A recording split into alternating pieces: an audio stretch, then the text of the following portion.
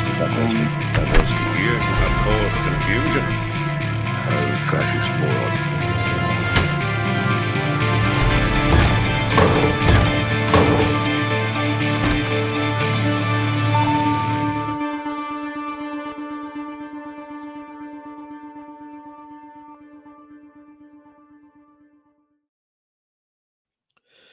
Well, hello everyone. I'm expecting this to be a bit of a long one today, so strap in. I have a cup of tea here for the purpose, and I'm going to try to keep it under an hour, but it could go longer.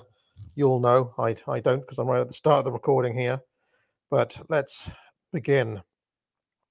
Now, one of the most frequently asked questions I get is about a video I made back in 2018, many years ago now, called Ultimate Red Pill Books, where I go through some books on my bookshelf and talk about why, I think they're the ultimate books to have. In the course of 6 years, some of my views have changed, some of them quite radically. Back then, I was something of a libertarian. I have rather turned my back on libertarianism these days. And so almost every day, at least one person asks me, can we have an updated version of this video?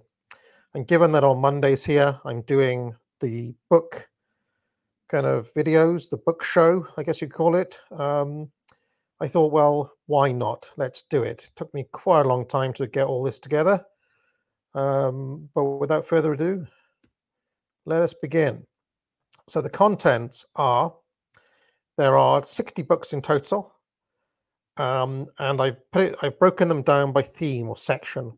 So there's a section on elite theory, 10 books, propaganda and psychology, 5 books, monarchy, 5 books, against liberalism or against libertarianism, 10 books, 10 books against progressivism, 10 books on various aspects of hidden history, 5 books on my specialist topic of America screwing over Britain after World War II, and the 8th category there is on the sexes or on gender, etc. 5 books, so 60 books in total.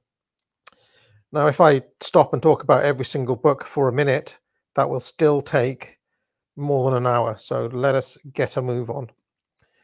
So section 1, elite theory. Topic a lot of people know me from my own book, The Populist Delusion. The 3 classic elite theorists are Mosca, Pareto, and Robert Michels. So their books are The Ruling Class. Pareto has a massive 4-volume book called The Mind and Society. I think you can get by with the Compendium of General Sociology from 1980. Political Parties is a quick read from Michels. That's where you get the iron law of oligarchy. That is the holy trinity, if you want, of the classical elite theorists, Mosca, Pareto, Michels. In Populist Delusion, I added to them the mid-century German jurist Carl Schmitt, his seminal concept of the political, as well as James Burnham's Managerial Revolution.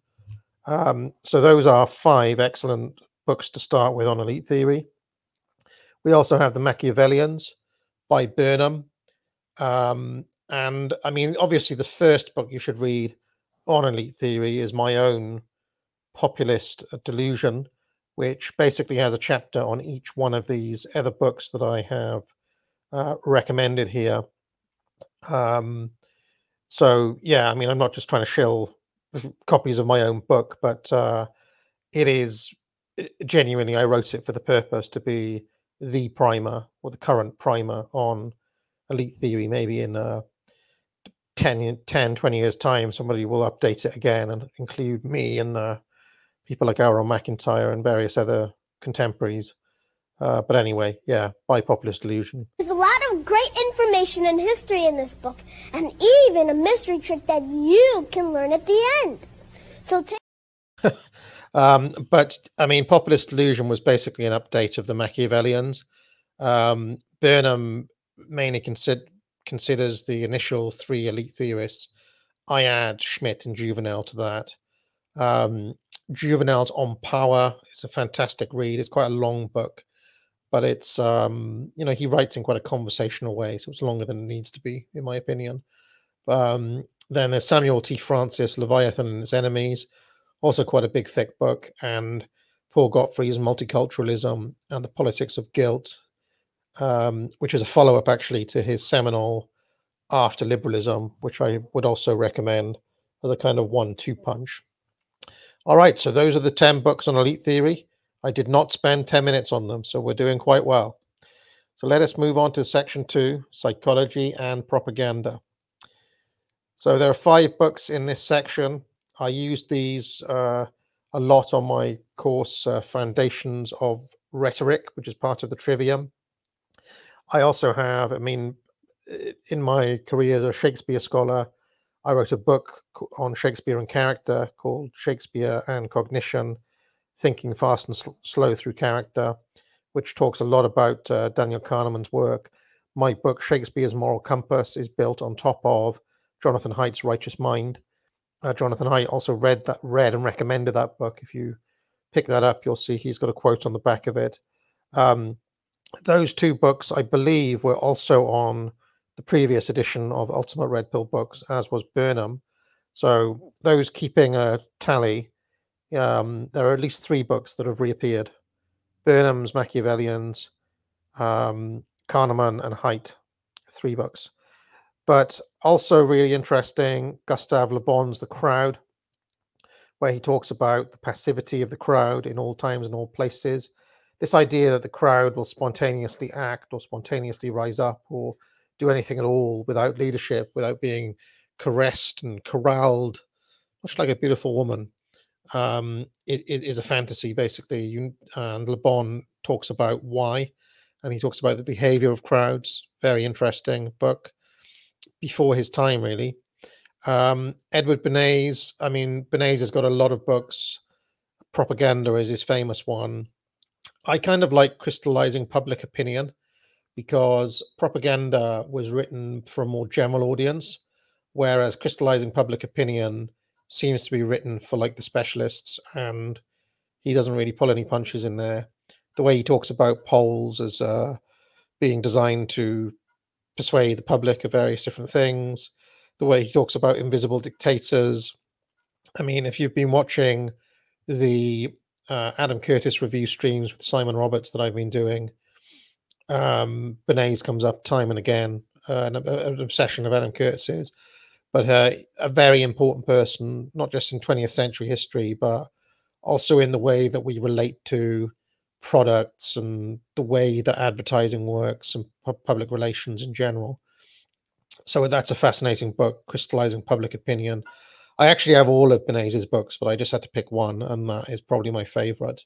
Another book that has sold like millions of copies, but is not, I don't really see anybody discussing it, but it unlocks a lot of things, is Influence by Robert Cialdini.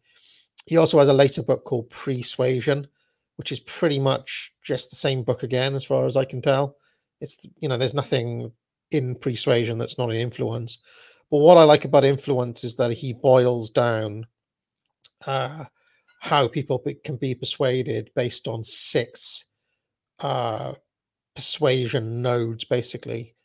And then he kind of cynically outlines how you can exploit that if you're an advertiser. All of these books are related because they all talk really about how human beings are not rational creatures. They think they're rational. Pareto talks about this in his work as well. They think they're rational, but most of the time it is their intuition that comes first and reasoning that follows. And once you know this, of course, you can then think, well, how do people's intuitions work? So Le Bon, Bernays, and Cialdini talk about how to manipulate people, and Kahneman and Haidt talk about, or they basically demonstrate that this is primary and the reasoning function is secondary or is weaker.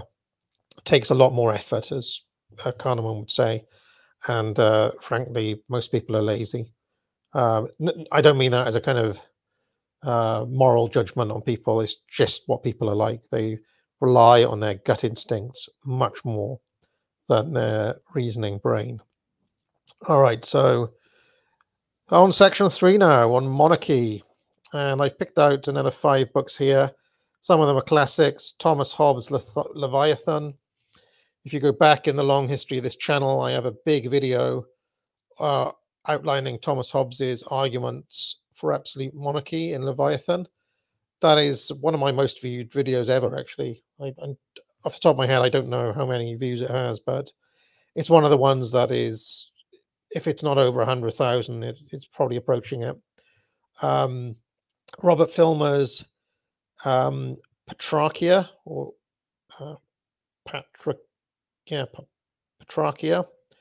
That was brought out by my buddy Mike at Imperium Press, who also published Populist Delusion, and he's made several other of Filmer's works readily available in that volume as well. So I recommend picking that up. Filmer's arguments for monarchy are actually stronger than Hobbes's, in my opinion. Hobbes is kind of like a proto shitlib in many ways. He's kind of, even though he's arguing for monarchy, he's coming from a very individualistic, liberal place. Filmer is not. Filmer is coming from a more authentically patriarchal position, you could say. So I think his arguments are stronger for it. The absolute best arguments for monarchy anywhere are by de Maistre in his Considerations on France. He's got other writings as well, but that's his most famous one. Now, I could have put Evoler's Revolt Against the Modern World anywhere really on this list. I've stuck it in on monarchy because some of the strongest chapters in there are on what he calls regality, or the need for the solar regal, the solar monarch. But also Evoler probably provides some of the most grounded and robust arguments from a metaphysical point of view for the entire concept of monarchy in that book. I mean, he talks about it constantly. He talks about it in Pagan Imperialism and all of his works, really. But Revolt Against the Modern World is his stone cold classic. But it's not just a book about monarchy. It's literally a book about everything. And if I was to make like a top 10, if I was to rank this, that one would have to be in the top 10, the Evoler one. Another book, less talked about these days, but back 4 or 5 years ago, 6 years ago maybe, everybody was talking about Hopper. And that book, Democracy, the God That Failed, I would credit that with kind of putting me on the journey. I mean, really, it was reading Burnham and getting into elite theory that did it once and for all. But Hopper basically normalized the idea in my mind that democracy actually was a very suboptimal system. Now, Hopper is autistic and libertarian, and all of his arguments are all about property rights and Austrian stuff like that. But still, there's a lot of good arguments in Democracy, the God That Failed. He talks about the planning time horizon. He talks about the high time preference of democratic leaders and their short planning time horizon. This is actually something that even Tony Blair has talked about in recent years, and an absolute advantage that rulers like Putin or Xi have over our rulers, who are always looking at the next election. Another thing that Hopper talks about, in fact, this is something that Thomas Hobbes talks about as well in Leviathan, is that if you multiply the number of representatives, as democracy does, you also represent the number of lackeys and the number of possible nodes of corruption. And you can see that in things like the Welsh Assembly or the Scottish Parliament, which are absolutely, they're new nodes basically in this country of corruption and villainy that have opened up another possible, site of rot as soon as you have these additional bodies.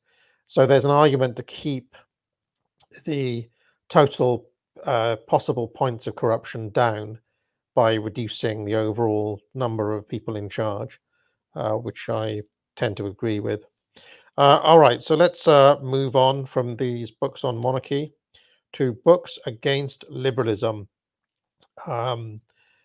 Yes, we'll do this, and then after I finish this section, I'm going to have a sip of my tea, and we'll have an advert. But first of all, let me do these 10 books against liberalism. So the first 5, 3 of them are by Carlyle. Carlyle, very big influence on me, one of my favorite writers. Again, if I was making the top 10, Latter-day Pamphlets, the middle one there, would be in that top 10 with the Eveler. But his arguments really were very central to me leaving libertarianism in the first place, to see the problem, the societal problems with what he calls mammonism or the cash nexus. His book Past and Present, I have a video somewhere in the back catalogue comparing the life of a blacksmith from 1381 called John Smith, and comparing his life with the life of a 19th century worker, and showing how in many ways the medieval peasant had it better than the 19th century worker. All of that stuff and that whole train of thought in my work was inspired by Carlyle's Past and Present and the arguments he puts forward there. Latter-day Pamphlets is really the kind of arch reactionary Carlyle, not just against liberalism. There's a lot of other massive red pills in that book. Talks about, makes predictions. He says in 200 years' time, Haiti will still basically, you know, be a place of where nothing has been built and people kill each other in a really savage way, for example, is one of the things. Trouble with Latter-day Pamphlets is that it doesn't have a very good modern edition.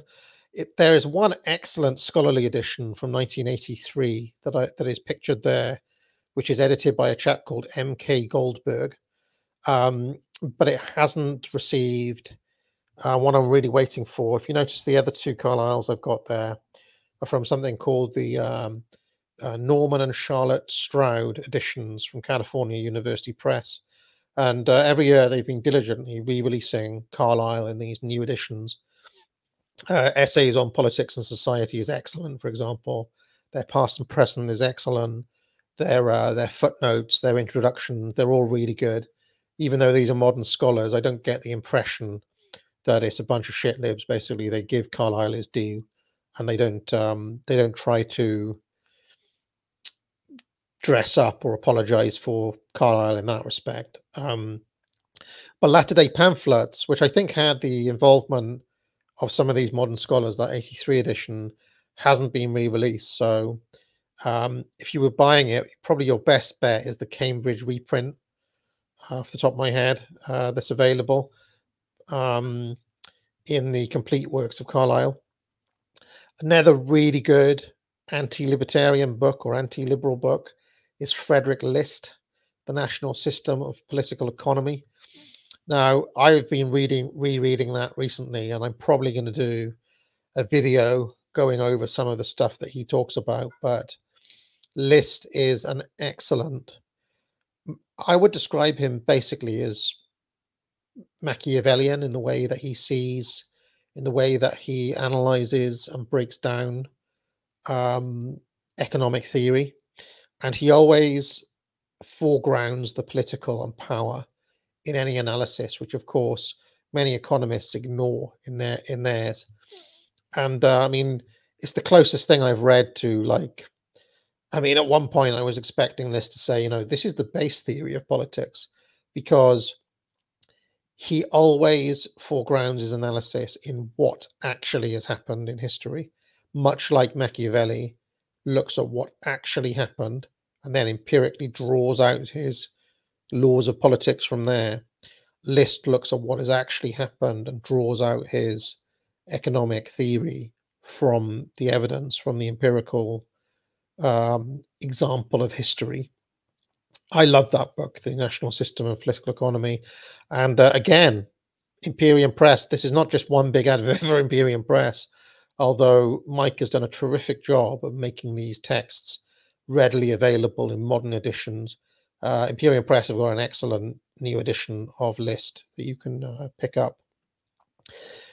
The fifth anti-liberal book is Joseph Schumpeter's Capitalism, Socialism and Democracy, where he more or less correctly argues that capitalism really cannot persist indefinitely due to its inbuilt problems that it creates. I mean, everybody remembers that phrase of his, creative destruction, and libertarians have tried to like reclaim that as a great thing. But if you actually read Schumpeter's treatment of it, he's saying like this causes issues all the time. It causes dislocations, it creates devastation, long-term unemployment, and this creates social unrest. And in a sense, you can have a look at the Rust Belt in America or the post-industrial areas of this country and be like, well, these are places that have never recovered from quote unquote creative destruction, you know. But that is not the only great thing about Schumpeter's book. I've got an essay on my Forbidden Text Substack, which I'd encourage you to read, talking about the particularism of Schumpeter, how when he's considering the economic development of each country, and List does this as well. List and Schumpeter are the two economists who are so good at doing this. They basically consider all elements, right? So, I mean, both Schumpeter and List say this. Capitalism in Britain, for example, like the Industrial Revolution and what happened, could only exist here due to very certain conditions and particular aspects of British culture that existed. Schumpeter argues that the only way that the Victorian era worked is because it could leech off basically the remnant of the old feudal order and the strong aristocratic sense and the hierarchy that existed in the nation, which then, of course, capitalism erodes. And bearing in mind that he wrote that book in 1942, he correctly predicted that once those old social bonds, the social bonds that Carlyle talks about, are fully eroded, then the society at large will turn more and more to socialism, which is essentially what happened after the war. So extremely pressing analysis from Schumpeter. And more or less, I agree with all of these guys in various ways. The List essay is, the List video is overdue from me, I think. So I will, in the coming weeks, I'll make something on a List, I think. The other anti-liberal books I recommend, two from Evola, The Bow and the Club and Recognitions. Now, a lot of people recommend, you know, the trilogy of great works by Evola, Revolt Against the Modern World, Ride the Tiger, and Men Among the Ruins. Those are his three big books. But I always thought that Evola was more effective in his short essays, in The Bow and the Club and in Recognitions. You know, if you read both of those books cover to cover, they could, and you're a liberal, if it hits you in the right way, they can be transformational. Some of his great anti-American essays are in there. There's one particular one that I'm fond of quoting in Bow and the Club. I mean, I say anti-American. He is really talking about an anti-materialist and anti-traditional culture that venerates kind of bigness and newness, so on. Not all Americans are like that, obviously, but that is typically being what characterizes American culture. Excellent essay at the start of Recognitions called Orientations, which I always recommend, and all sorts of different topics. So I always recommend people start actually with those two books on Evola and then try to get to the bigger works later, because he can be difficult. Pierre Vandenberg's The Ethnic Phenomenon. This was a book that was recommended by Bronze Age Pervert. I found a copy at great expense to myself, by the way. This is a difficult book to find, and probably that's BAP driving up sales of it. By the time this is aired, probably there'll be no copies in the world, as often happens when I mention a book. But I think there are PDFs around of this one.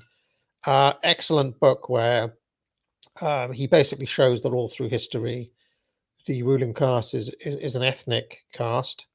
I particularly like it for its economic insights, and his treatment of the British Empire in particular shows that, and Liss does this superbly well in his book as well. But he basically shows like the idea that the British Empire was established by laissez-faire, or even that laissez-faire, that free trade, is anything but a political tool of control for when a power is on top. Vandenberg has got great arguments there, and I discussed that in my appearance on Brokenomics when I went on Lotus Eaters, when I spoke to my buddy Dan Tubbs on there. So the ethnic phenomenon is where I got that.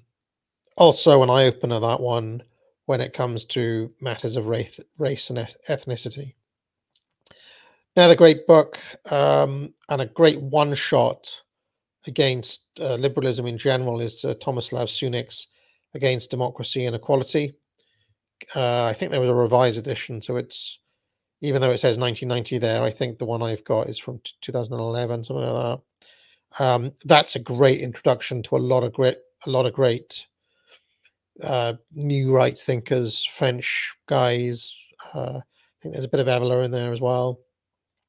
Talks about some of the, like, Pareto and other thinkers I've mentioned too. But yeah, Sunik, very good book. That is great introduction to anti-liberal thought in general. And finally, another really good killer book against, I mean, it's really against neoliberalism, you know, Reagan, Thatcher, market worship in general, is False Dawn by John Gray. I've got basically all of John Gray's books. He's a writer that, even though he puts himself on the left, is of great interest to me due to his very realist and grim outlook on life. He's got a bit of kind of climate change derangement, but I can kind of look over that because John Gray generally is a serious thinker who gets a lot of things right. His treatment of Thatcher in False Dawn as an agent of state centralization, and the way he looks at different places that underwent kind of quote unquote IMF reforms after the 70s and what happened in each of those places is masterful. For me, False Dawn is John Gray's best book, which is why I put it on this list. All right, so for me to take a sip of this tea finally, I'm going to play an ad. What else but the Trivium? Everybody, before you buy any of these books, you need to learn how to write. You need to learn how to research. You need to learn how to study arguments through logic, and you need to be able to learn how to spot rhetoric and how it works on your mind and on your heart. And in order to do all of that, you need to buy the Trivium today.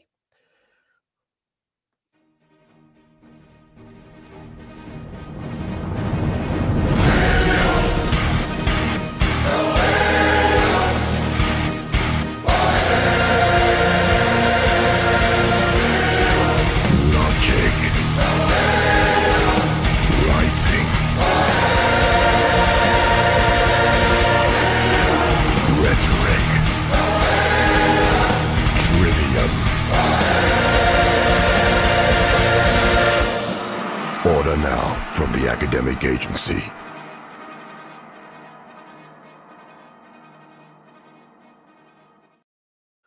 All right, so next section, Against Progressivism. Now, these are largely the books that went to form the spine of my last book, The Prophets of Doom. which is I've also had to put on this list for that reason. And here they are. Vico, The New Science. Superb book. I've heard it described that Vico is our Marx, or Vico is our Marcuse, or something like that. But yeah, Vico is a very important thinker that you should all read. He has tremendous insights. I mean, I sum them all up in the book, The Prophets of Doom, which I'll talk about in a second, but you should really try to encounter him for yourself.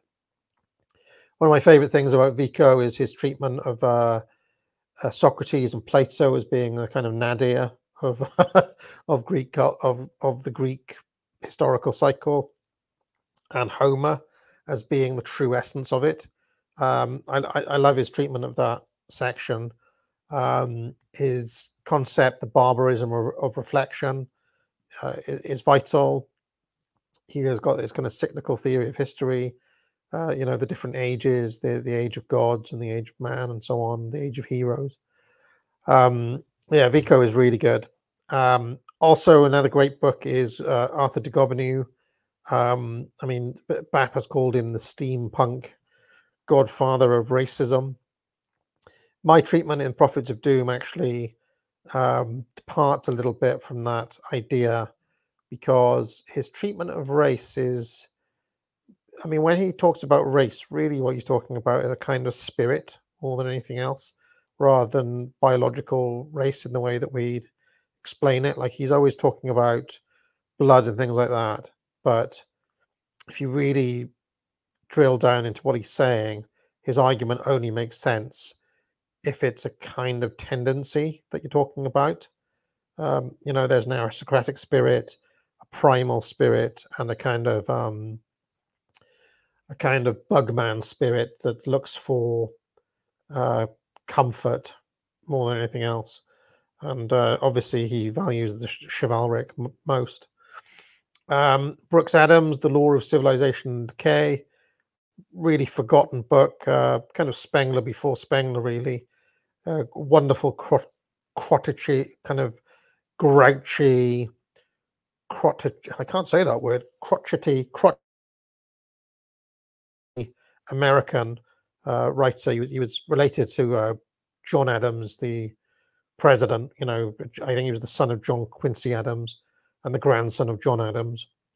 But he had like 3 older brothers who were all in various ways more famous than him and more rich and more successful than he was.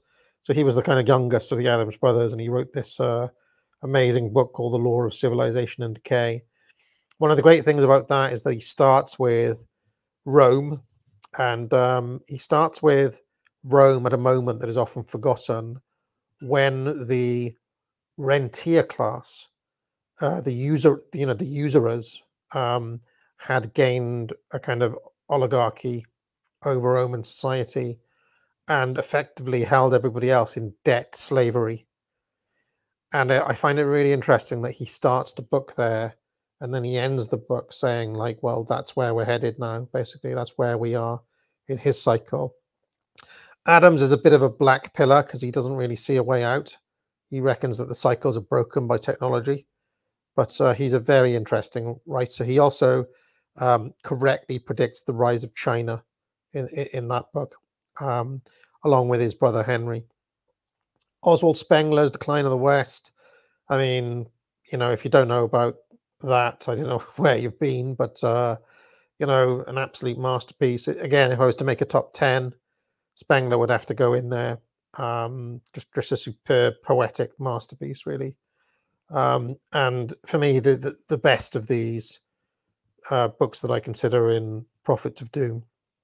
Sorokin, also really interesting in social and cultural dynamics. That is a book that, despite its kind of scientific pretensions, has a lot of great kind of reactionary rants in there from Sorokin. So I recommend reading it. It's more entertaining than it looks. You think, oh, this is going to be like boring sociology or something, but it's not boring at all, especially once he gets going. Toynbee's Study of History is a massive work. I recommend the abridged edition. I don't think you lose too much by reading the 2-volume edition. as opposed to the 12-volume edition, which really is going to be very difficult to find in physical form. What I did writing Prophets of Doom is I've got a physical abridged copy, and then I consulted PDFs of the 12-volume edition to make sure I wasn't, missing anything. But there's a lot of detail that you don't really need in those, in the full 12-volume Toynbee. He kind of rambles on a bit as well sometimes too. Glubb's Fate of Empire is the opposite. It's a very short book. I think it's like less than 50 pages, less than 40 pages even.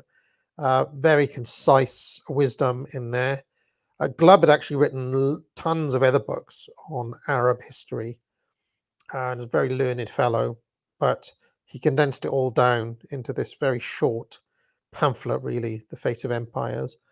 Tainter and Turchin. Tainter has kind of a more mechanistic approach. Turchin, his secular cycles is really interesting. His work on what are big gods is pretty interesting as well, both of which I mention and cover in Prophets of Doom, which is the final book here by me. Another book that you should pick up. It's a good introduction to all of these, but obviously it's a short volume, and in the process of writing that, obviously I had to make a lot of decisions. What do I leave in and what do I take out for the sake of the reader, type thing. So Prophets of Doom is only a starting point. It cannot actually fill in for encountering each of these writers directly. So I wouldn't recommend reading my book and not encountering the others. At the very least, you should read Spengler and Glubb and Vico for yourself, right? I mean, many would argue you should read them all for yourself, but let's just be realistic for a second. I don't expect anybody to slog through study of history. I've done it for you. All right, let's carry on. This section now is on hidden history. How are we doing for time? Still only 36 minutes in. We can do it. We can do this in under an hour. Fantastic. Section 6, hidden history. Now, in this section, I've picked 2 books by Hilaire Belloc. The Servile State is a fantastic look at how medieval society actually functioned. Belloc brings like receipts. He goes into the actual lives of what a peasant was like, and is one of the foundational texts of something called distributism, which I'm sure you're aware of if you're a follower of Dave Green, the distributist. That's where he takes his name from. Belloc and G.K. Chesterton and a group of these other kind of reactionary Christians that were around in the early 20th century were advocates of this thing called distributism, which was essentially kind of quasi neo-feudal. But the Servile State, just from a point of view of what medieval life was actually like, as opposed to Hollywood propaganda against the medieval era, or shorthand dismissals of the Dark Ages or something. Belloc explains how it works, and actually shows in that book how people are less free now than they were when they were peasants, which is very interesting. Another very good book to read on this topic is The Medieval Foundation by Arthur Bryant. Another good old historian that is a bit forgotten about now. He was very popular in his day, Bryant, and went on TV and things like that. Kind of, he's a bit kind of arch and conservative, but therefore he's of interest to us. And The Medieval Foundation is also really good at providing all sorts of details that I couldn't find anywhere else. Like, what did they eat? What did the actual contract between the liege and his vassal look like? What was the specific arrangement between the peasant and his lord? And I learned all sorts of things. I had to consult those 2 books when I was writing a chapter for my Foundations of Shakespeare course, which is not yet out. And I learned all sorts of things. Some so much of what we know about the feudal era or is taught in school is basically too simplified and is wrong, basically. So I'd recommend those two books by Belloc and Bryan. Another very good book on the medieval era is Carl Stevenson's Medieval Feudalism, which basically gives you the kind of Platonic version of like what feudalism was meant to be and how quickly it strayed from being that. One of the reasons that it's interesting to me is that Stevenson almost says, well, feudalism took its shape despite Christianity, not because of it. Really, it was like the shape of feudalism was closer to the Germanic tribes that formed the basis for the Christian kingdoms, and really that is what feudalism owes its shape to. And it just so happened they were Christian rather than the other way around. Another really interesting book here is The Jews by Belloc, more historical. He really talks about the impact that this group coming to Britain after Cromwell really allowed them back in following the expulsion under Edward back in the Middle Ages. At some point, the gates were reopened and Jews were allowed back into Britain. And Belloc looks at how that affected business practices, communities on the ground from the moment of their re-entry under Cromwell there. Really interesting. Also, the timing of this book by Belloc is significant because he writes it in 1922, and his point of view in that book is like, we need to have a conversation because there's a problem brewing here in Europe and everywhere. We need to have a conversation.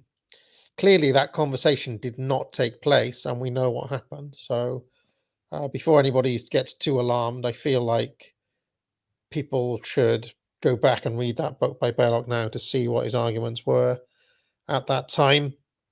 Oh yes, and on that topic also, Unfinished Victory by Arthur Bryant, a book which he wrote in 1940.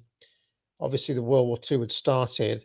He didn't know which way World War II was going to go. He made the mistake in that book of basically letting some truth about the situation in the Weimar Republic come out. I did a whole stream on this once with Charlemagne on Cigar Stream, which is in the archives. You can read it. You can watch that stream if you're a channel member. If you're not, you can join and watch that stream. Or Unfinished Victory is almost impossible to find in its original form. That is because Arthur Bryant bought up every single last copy of it himself when he realized the way things were going.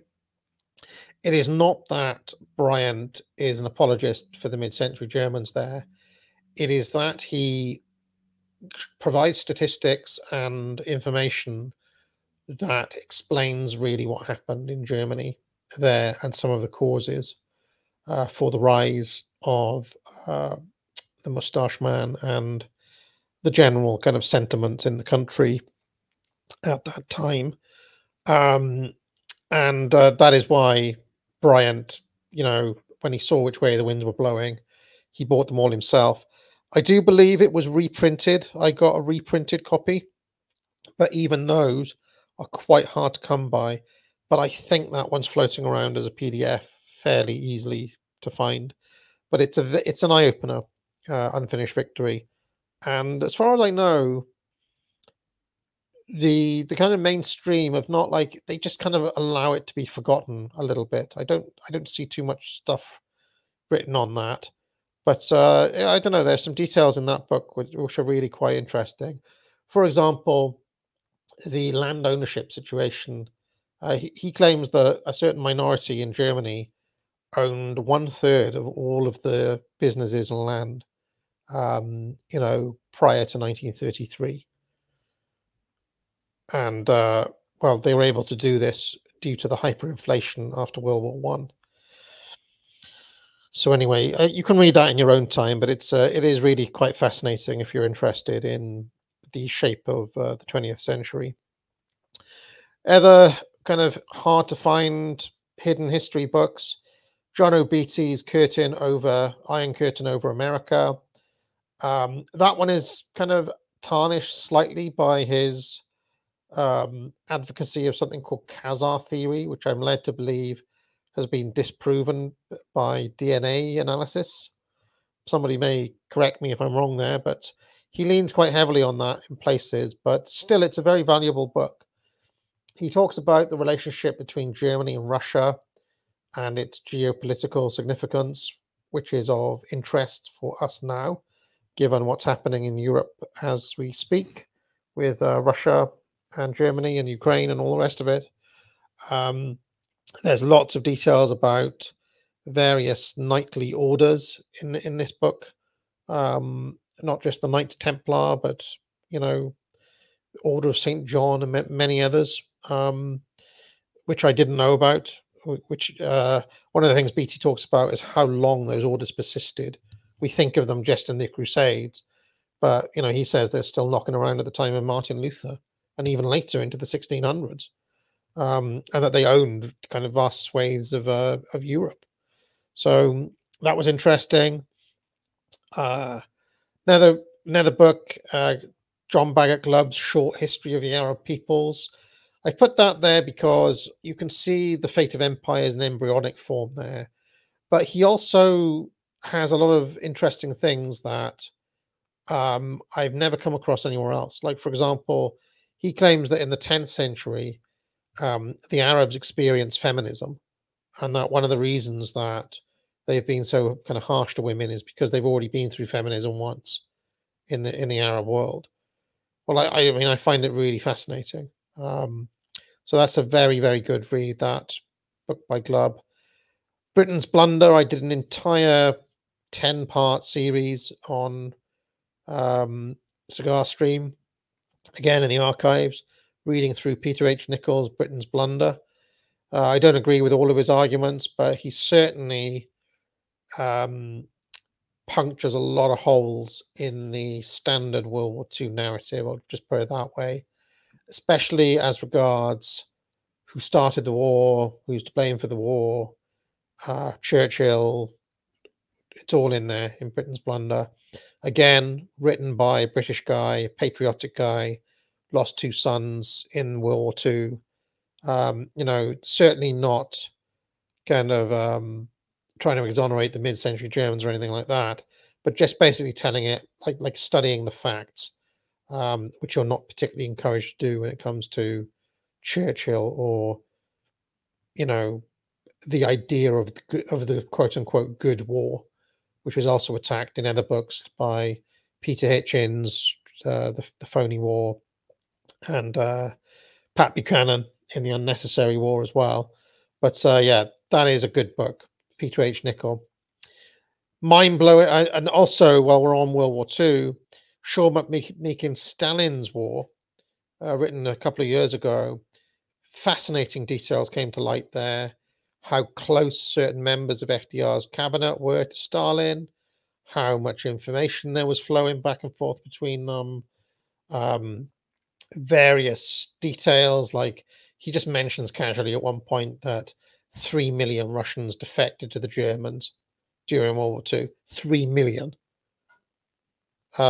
There's all sorts of stuff in there that are kind of mind-blowing details. Yeah, it's a really good. I like McMeekin as a kind of he's a pretty mainstream historian, but there's a lot of, again, details that aren't things that we're encouraged to consider. The specifics of land lease when it came to the supply of weapons to Russia by the Americans. Really, the picture that comes out is one of they were much closer than you'd think. And also, if you particularly notice who it was in FDR's cabinet who was close to the Russians and who it was in Stalin's, that it's even more eye-opening, considering what World War II was ostensibly about. Another absolutely mind-blowing book is Francis Stoner Saunders' Who Paid the Piper? all about CIA operations. One of the most mind-blowing moments for me was her revelation that James Burnham basically ran this CIA operation that she's talking about, inventing the post-war centre-right and centre-left, basically out of cloth. Considering what we know about James Burnham, his views, his lack of belief in both liberalism and democracy, it's all the more stunning that we've got the arch Machiavellian himself, Burnham, literally kind of engaged in gay ops, psyops. One of the most mind-blowing books I've ever read. In fact, Who Paid the Piper is probably a top 10, probably a top 10er as well. I did a stream on that somewhere in the archives as well, back in Cigar Stream archives. So I'd recommend joining the channel if you haven't done already. Now, America Screwing Over Britain, section 7. There's only 5 books here, but they're all of interest. L. Denny's America Conquers Britain, written from an American point of view. This was mentioned by Adam Curtis in his documentary An Ocean Apart, and the book by the same title. Really good. America Conquers Britain. Lots of things in there that you know, basically Britain was buggered even before World War II, screwed over specifically by the Americans. John Biggs Davison, The Uncertain Ally, something I mentioned on my Richard Hilton stream recently. You know, the one about world government. The Uncertain Ally, exceptional details in there on just how badly Britain was screwed over by America after World War II. And, you know, written up close and personal there. Biggs Davison was an MP at that time. And in fact, he was an MP for many years afterwards as well. And yeah, it doesn't pull any punches. A.K. Chesterton, The New Unhappy Lords, is also about this topic, mentioned by Biggs Davison. Chesterton is, I mean, I don't know much else about Chesterton, but this particular book of his is well worth checking out. Imperial Obituary by Hilton is probably the best of these books.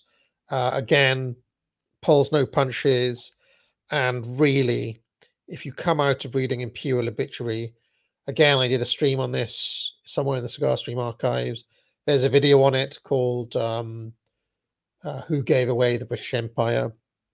But really, it was Richard Hilton and his chapter on the 13 years of Tory betrayal that really made me, you know, come to have the feelings I do for Winston Churchill that I do. Hilton's Imperial Obituary is probably the best book on the decline and fall of the British Empire that I have read. Angus Hanton's Vassal State is a recent book. He was on Navarra Media recently talking to Aaron Ice Cream. That is well worth a read too. One of the things that Hanton does really well, and again, I'll probably make a video on this. That's when I have time in the future. People remind me if I forget. He talks about the cost of the headquarters. Where is the headquarters located? If the headquarters is in America rather than here, what are the knock-on costs of that? And what are the knock-on benefits of that to Britain? Really good. I really enjoyed that book by Angus Hanton. Not quite top 10 material, but certainly good enough to be on this Ultimate Red Pill list. All right, and the final section, we're going to do it. We're going to get there in less than an hour, is on the sexes, boys and girls, men and women, their differences. Otto Weininger's Sex and Character, controversial book, lots of controversial things in there, but his core ideas basically are worth consulting. That is the basis for Julius Ehlers' Eros and the Mysteries of Love, which are also definitely worth considering. He really sees there being like two paths for men: the heroic path or the path of contemplation, the warrior or the monk, basically, the warrior or the priest. And and I mean, he's talking metaphorically. He doesn't literally mean become a monk or become a warrior, but these are the two: the path of action and the path of contemplation. For the woman, it's the path of the mother or the path of the lover. I remember when I discussed this, it triggered Adam and Sitch, in a well. That was a feud for the ages. But what Evola does is he kind of gives you the Platonic ideal, the Platonic form of what it is. Once you understand these things, I mean, there's all sorts of things in Eros and the Mysteries of Love that basically turn around our modern understandings of things. Like, for example, our culture tends to think of the man as the one who's sex obsessed and is always kind of chasing tail and thinking with his penis and so on. That has historically not been the case, according to Evola. And really, he foregrounds the importance of control for men. It's up to men to have self-control, have self-mastery, and that masculinity for Evola is all about total ownership, really. And one of the books that has always interested me is David Data's The Way of the Superior Man, which is basically kind of like Evola redux for the masses. if it, like, I mean, I don't think Data references Evola. I don't even know if he read him, but it's basically the same idea, like total ownership, self ownership. Don't make excuses. Don't try to blame the woman. Don't expect her to change. All that sort of stuff. Superb advice, really, for how men can deal with women in general. Probably the best book on that topic is The Way of the Superior Man, which I think is basically like the principles that Evola talks about, and even that Weininger talks about, then made manifest into like a kind of modern self-help book, really. But I mean, I don't know. I found the advice that Data gives holds true, and that when I deviate from that is when when I have problems with women, and when I don't deviate from it, all is right, really. Guillaume Fay's Sex and Deviance is the best treatment that I can think of modern marriage and historical marriage. One of the things I love about Sex and Deviance is Fay's realism, his lack of trying to romanticize the past. And basically what Fay says is that, marriage and institution worked best when society's hypocrisies were kind of built in. It's kind of baked into the cake, right? But what he argues is that still the importance of the taboo is that it's there. Even if everybody secretly breaks the rules, having the taboo there is the important thing, right? So yeah, he's very good in that book, Fay. That is the best Guillaume Fay book that I've read. He's better known for his stuff on race relations in France and the impending civil war and all of that. But for me, Fay's best book is Sex and Deviance. Another absolute classic in this genre is F. Roger Devlin's Sexual Utopia in Power. A little bit more conservative than Fay. Fay is a Frenchman, you can tell. Devlin is this kind of slightly more buttoned up American. I don't know if he's religious, but I get this sense that he's probably from some sort of Protestant background, even if he's not practicing. And Devlin gives a pretty good overview of where relations between the sexes have gone wrong, the disaster of feminism and all the rest of it. But he basically ends up defending the institution of marriage. So anyway, those are my 60 books. I'm sure people have got tons of questions. I'm sure there's going to be like, well, what about this book you left out? How could you leave out this? How could you leave out that? Trust me, it took me a long time to put this together, and I wanted to include the 60 books that I thought really would open people's eyes. I'm using red pill in the sense of making you confront the truth, even if it's uncomfortable, even if it goes against modern sensibilities, even if it offends you. That is the kind of original sense of what red pill means. All right. I can't wait to see the comments on this one. Bye, everyone. If you liked this video, be sure to like and subscribe. You can join the channel for thousands of hours of past shows in the archive and hundreds of videos. If you have any questions, you can leave a super chat or a super thanks, and I'll be sure to pick it up during my weekly office hours, which run every Tuesday afternoon. I also provide courses at the academic agency, which I encourage people to buy. Thousands of students now have taken the Trivium to improve their skills in writing, logic and rhetoric. Just 3 of many courses available. Buy it now. But most importantly of all, friends, get out.